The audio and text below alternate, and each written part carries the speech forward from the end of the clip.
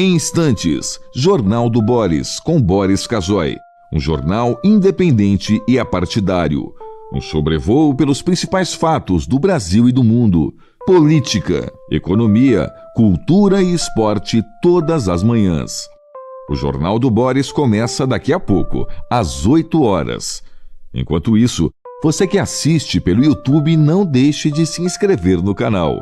Deixe seu like nos vídeos, seus comentários e lembre-se de ativar o sininho para ser notificado sempre que postarmos um novo vídeo, com as análises precisas de Boris Casoy sobre os temas mais importantes do noticiário. Para você que acompanha pelo Facebook, curta a página oficial e deixe seus amigos bem informados, compartilhando sempre nosso conteúdo diário. No Twitter, o perfil oficial de Boris Casoy é o @bcasoyoficial. O Jornal do Boris começa já, às 8 em ponto.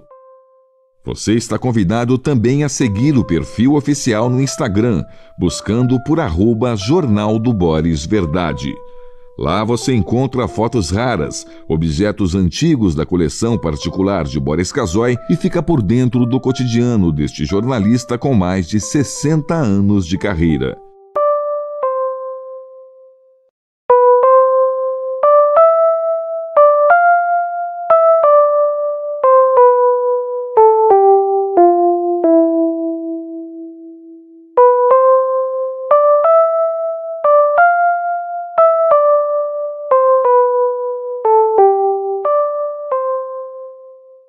Em instantes, Jornal do Boris, com Boris Casoy. Um jornal independente e apartidário.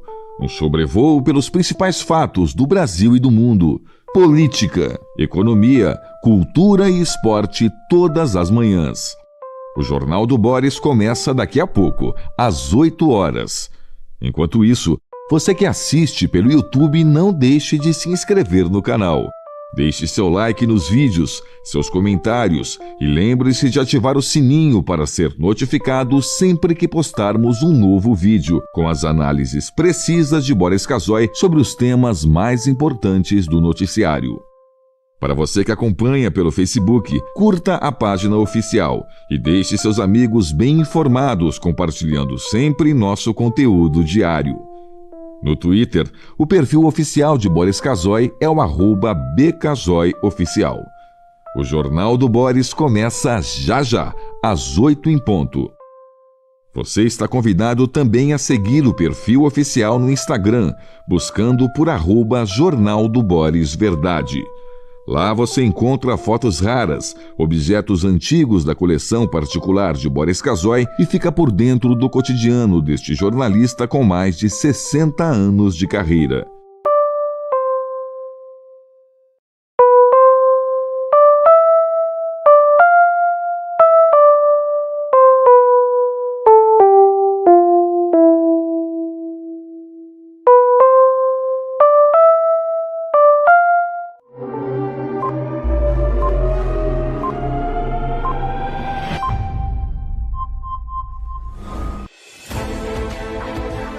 A partir de agora, passando a limpo as notícias do dia no Brasil e no mundo, está no ar o Jornal do Boris.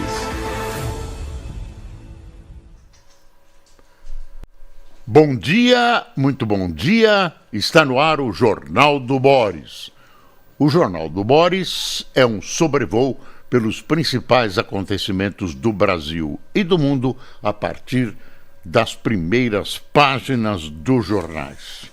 Hoje o noticiário está quente, contando em detalhes o que aconteceu ontem. Finalmente um passo para valer adiante nesta CPMI que tenta desvendar o mistério de um dos maiores roubos da história do Brasil. O maior foi a Lava Jato. Esse é um dos maiores, que é fazer as pessoas mais humildes, mais necessitadas, velhinhas, né? Pensionistas do INS que foram assaltados por esse bando de facínoras, né? Ladrões, bandidos, canalhas. Rouba, pô, mas vai roubar de quem? Dos mais pobres. Quer dizer, eles fogem até da moral dos bandidos. Tem limite, bandido tem limite, bandido que se preza tem limite, a gente conhece bem aqui no Brasil. Mas esse pessoal não tinha limites, né? Resolveu roubar do pessoal mais pobre e mais necessitado do Brasil. Tá aqui, ó. Vamos ver. Ex-presidente do INSS é preso. Esquema usava pizzaria, diz PF. Lá não terminava em pizza, lá começava em pizza. O dinheiro terminava no bolso dessa gente. Olha, foram cumpridos 63 mandados de busca e apreensão e algumas prisões, né? Aí foi preso esse ex-presidente e um ex-ministro.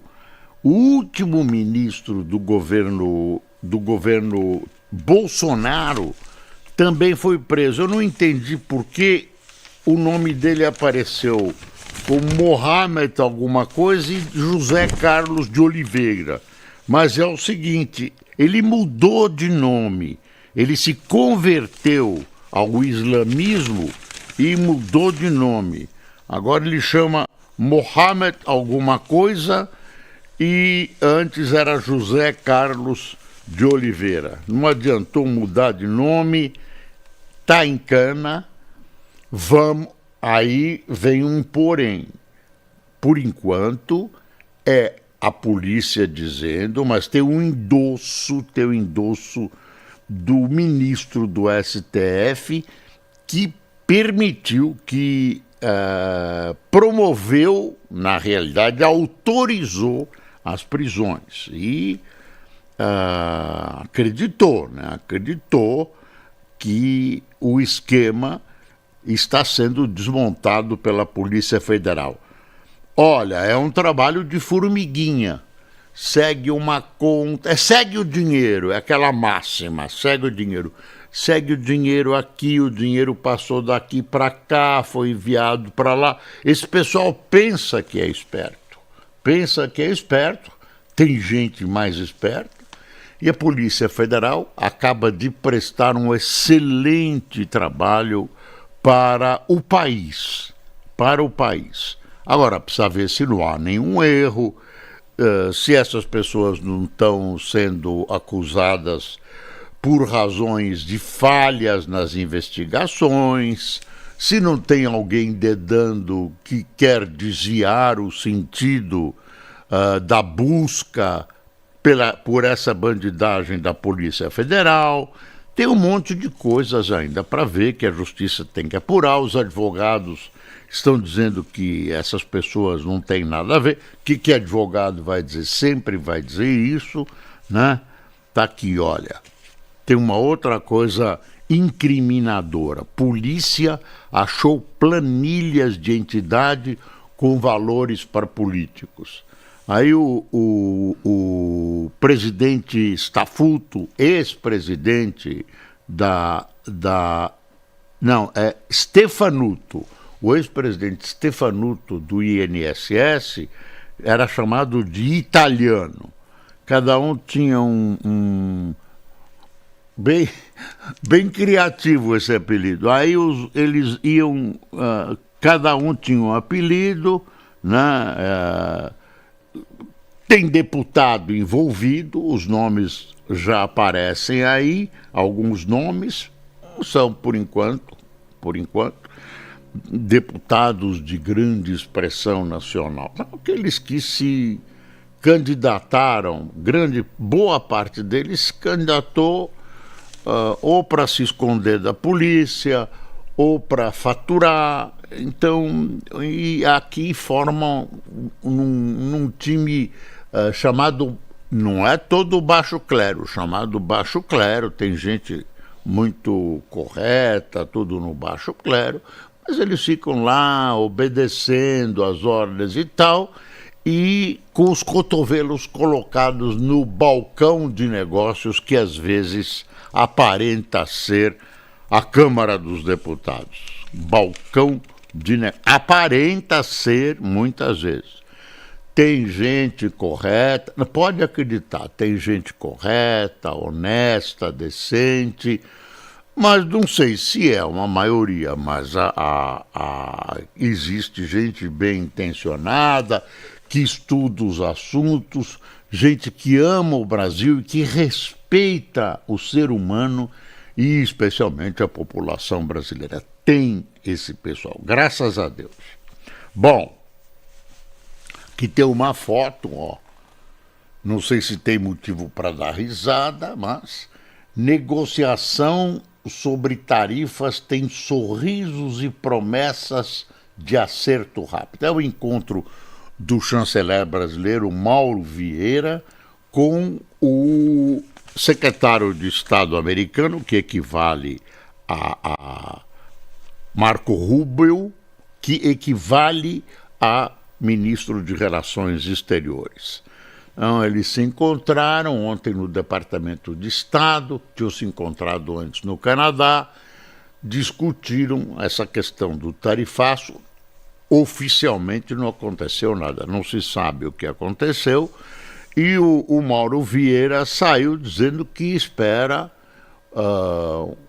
soluções rápidas para algumas áreas. E a gente especula, porque o secretário do Tesouro americano já adiantou, que no café e frutas o Trump pretende mudar a sua política, reduzir o tarifaço, porque ele está batendo na economia e na popularidade dele nos Estados Unidos. Subiram os preços, né, a inflação sente e o consumidor americano também se sente atingido por uma coisa que procurou atingir outros países. Então, pelo jeito, vão acertar.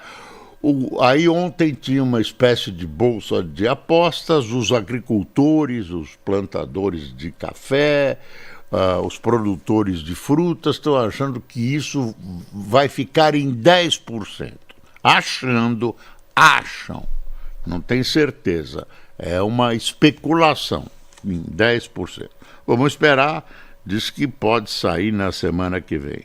Aí está aqui, quer ver? O chanceler brasileiro Mauro Vieira afirmou que o secretário de Estado dos Estados Unidos, Marco Rubio, prometeu uma resposta à proposta do Brasil para reverter o tarifaço entre hoje e a semana que vem. Eles se encontraram ontem em Washington. Enquanto isso, aquele navio americano de guerra, atômico, não é atômico porque tem armas atômicas, é que é movido a energia atômica, o maior barco do mundo e tal.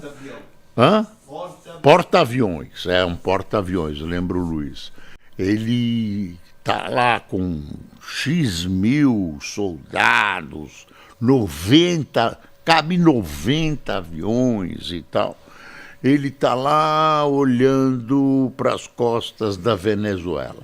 Tem uma história que eu conheço, de um amigo meu super ilustrado, que quando eu era editor da Folha, ele me explicou. Não sabe tudo, né? Editor sabe muito, mas não sabe tudo. Ele me explicou uma coisa, esse amigo a quem eu devo essa explicação, que é a seguinte: isso até aquela época, agora eu não sei como ficou, mas claro que tem a ver. Olha, quando a Thatcher despachou a armada para a Argentina, que tinha tomado as Ilhas Falkland ou Marianas, a ditadura argentina, negociaram, né? E aí ela soltou a armada. Ele me disse, olha, na história moderna do mundo, nunca uma armada deixou os portos para ir com uma tarefa, com uma missão determinada, sem que essa missão fosse cumprida ou sem que houvesse um recuo do país ou do grupo de países objetivo desse ataque armado. Por quê?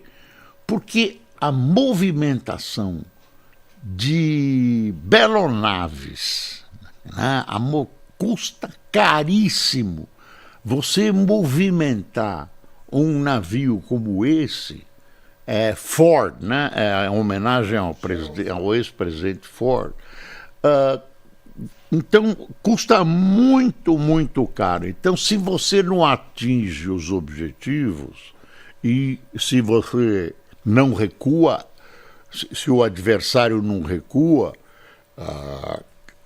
vão às vias de fato, porque se gastou muito e esse gasto tem que ser justificado por um ganho em ação ou um recuo do adversário. Então, eu não sei até que ponto essa teoria hoje vale, mas deve valer. Você já imaginou quanto custa movimentar um porta-aviões desse com outros? Tem vários navios auxiliares, aviões, soldados, aviadores, drones, enfim. É um custo caríssimo para o contribuinte americano que olha essas coisas. Bom, vamos ver o que vai acontecer. Os militares brasileiros, aí eu vou dar a visão dos militares brasileiros, se preocupam com essa presença americana. Por quê? O pretexto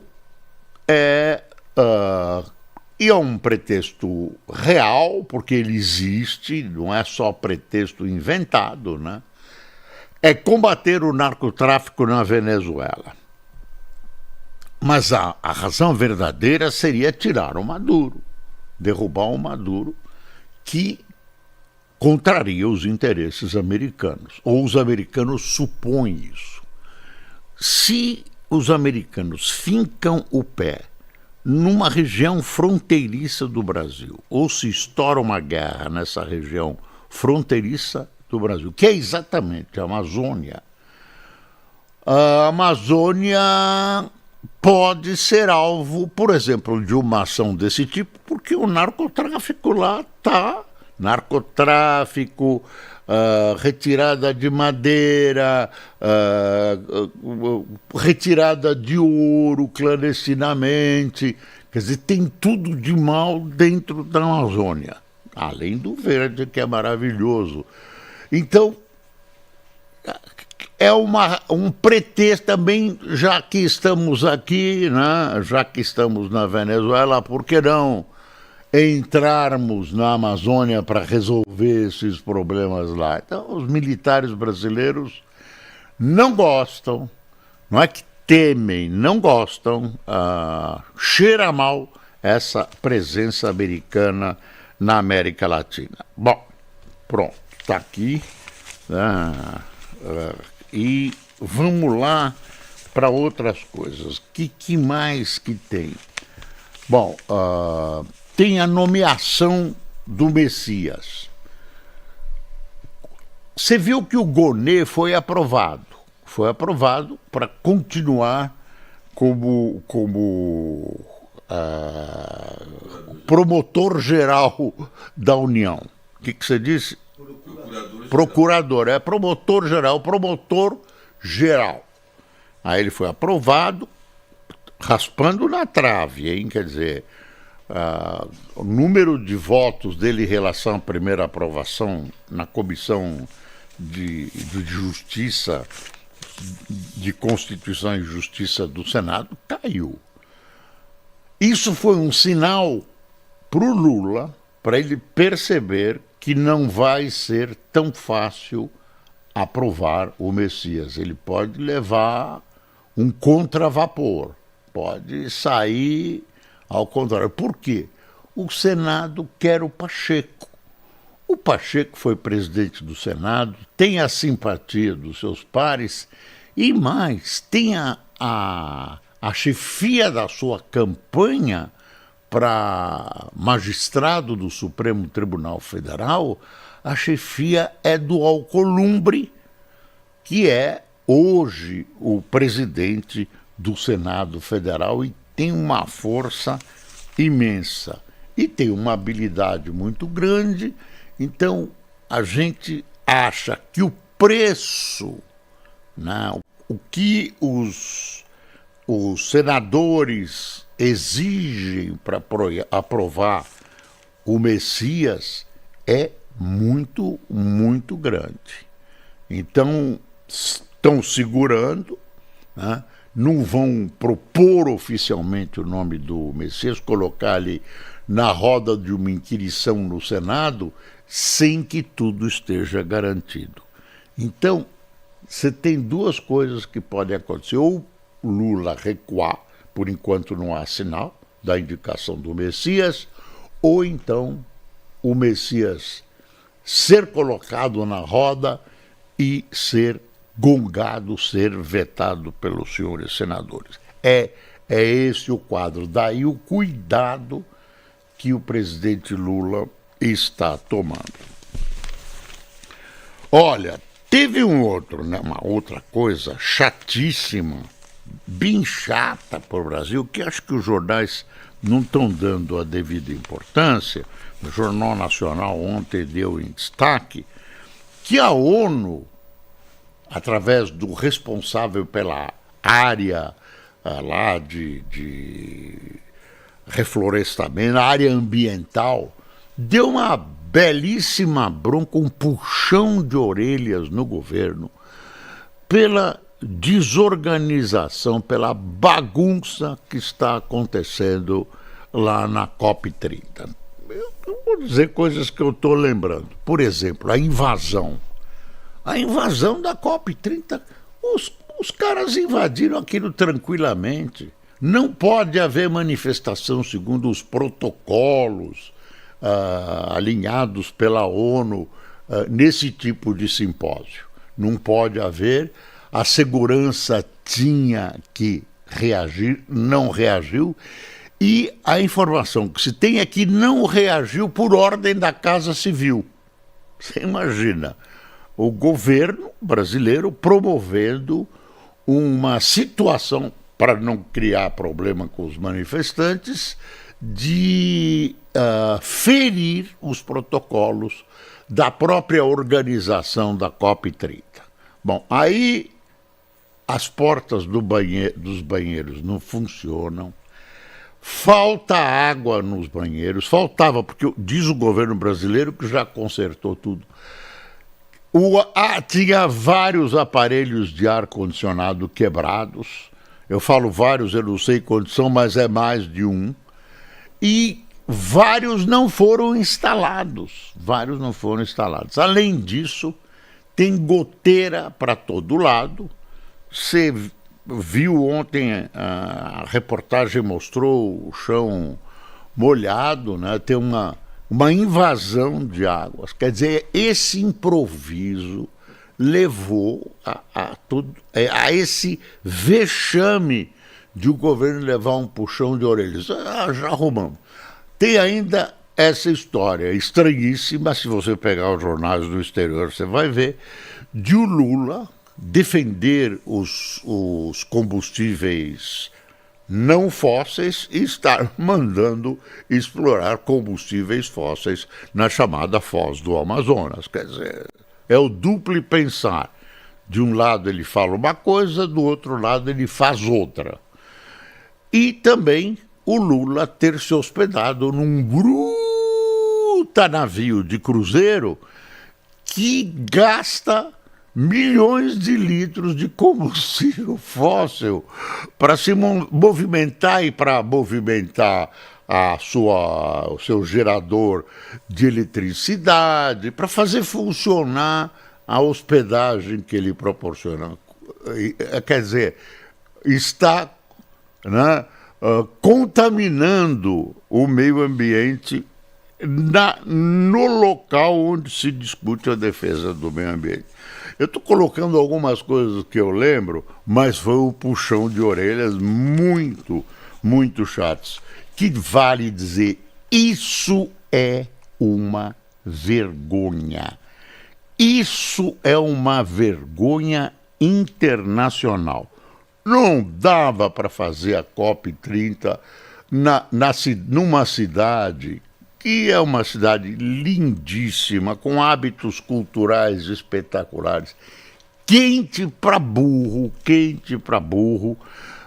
isso supera, mas ela não tinha a capacidade, o volume de tamanho e infraestrutura que exigido por um simpósio desse tamanho. Todo mundo sabia, menos o governo, que queria fazer na boca da Amazônia, compromissos políticos, etc.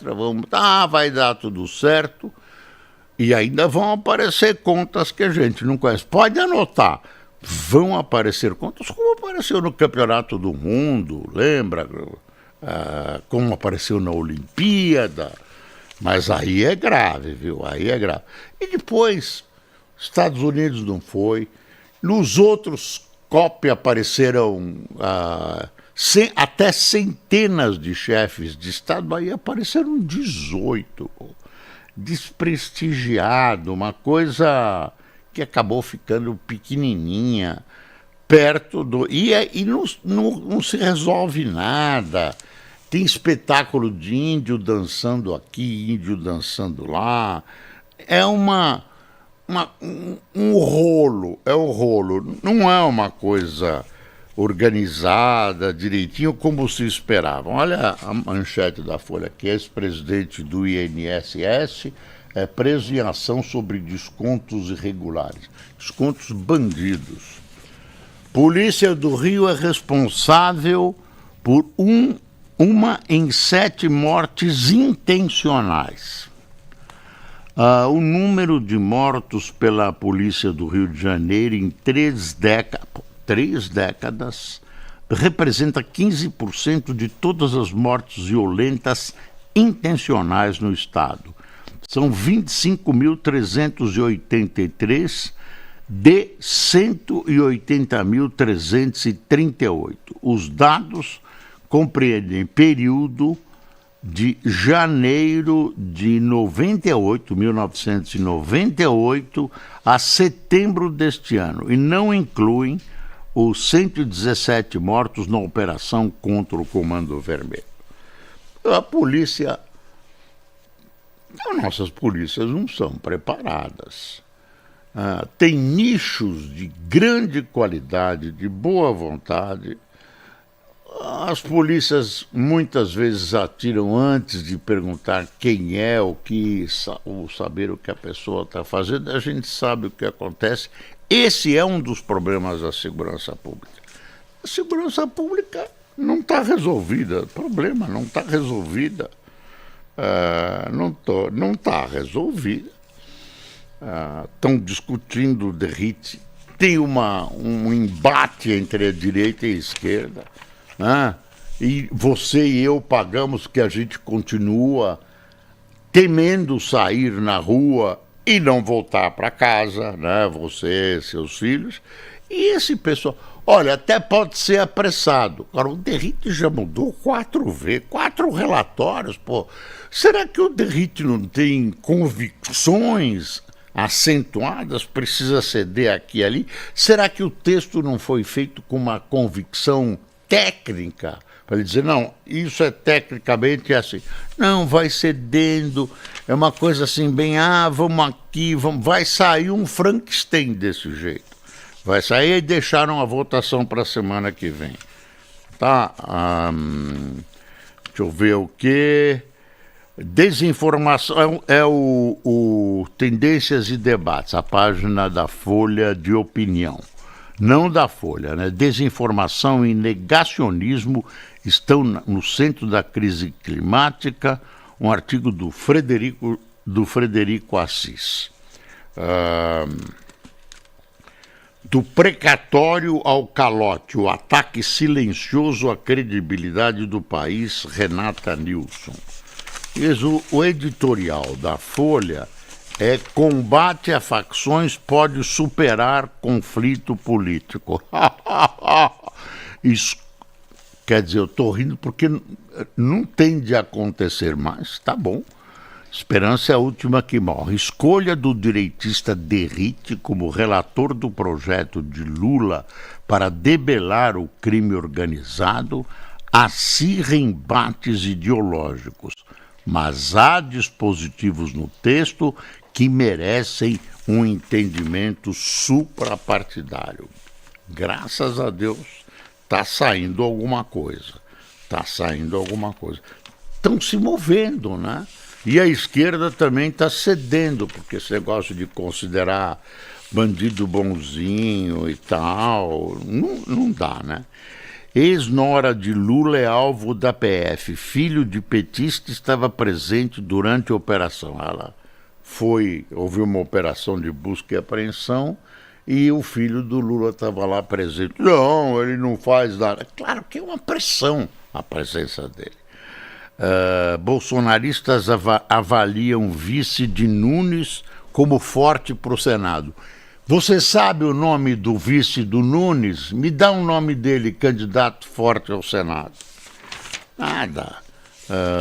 Estão criando. Defensoria aponta más condições na estão discutindo, imagine, em que lugar da Papuda vai ficar o Bolsonaro antes do julgamento. Quer dizer, enfim. E aquele assessor do Xandão. Talhaferro. O Talhaferro está sendo processado. Então é um absurdo total. E o Estadão chama isso, no editorial, é um absurdo. Quer ver? A ordem, segundo o quer dizer, ele vazou situações que deviam ser investigadas, que ele vazou, e resolveram julgá-lo no Supremo. Primeiro, não sei se é o Supremo que devia ser a corte que ia julgá-lo, mas aí puxaram. E aí ele é réu, foi feito réu, mas um dos julgadores é uma das vítimas, que é o Xandão. Você acredita? Chama de perversão jurídica constrangedora. Moraes atua simultaneamente como vítima, investigador e julgador. E o tribunal age como cúmplice passivo. Ninguém está defendendo esse senhor. Mas, pelo amor de Deus, né? Ferindo princípios da Constituição brasileira e até da racionalidade. É vítima, juiz e investigador, é tudo. E atraíram a decisão, claro, vai ser condenado à fogueira. Desculpe o suspiro. Está aqui a parte melhor do nosso jornal, que é o cafezinho. Quero agradecer enfaticamente a você que toma cafezinho com a gente, que assiste às vezes sem tomar. Está aqui, Rosana Carione, Edgar Castro, Érico Leal, Luciano Barbosa, Leni Almeida, Ricardo Vargas, Carmelina de Moura, Heloísa de Moraes, Silvana Marcondes, Maurício Domingos, Fábio Almeida, Antônio Celso, Manuel Versosa, Laércio Orbem, Tibiriçá de Melo, João Francisco de Queimados, Paraíba, Pedro Rafael de Bragança Paulista, Neide da Silva de Curitiba e Jonas Lopes de Ribeirão do Pinhal, Paraná. Pessoal, claro, faltou coisa, mas o essencial a gente levou até você.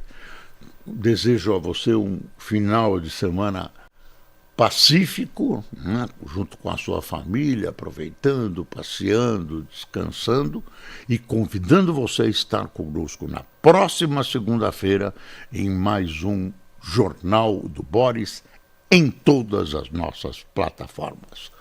Bom dia.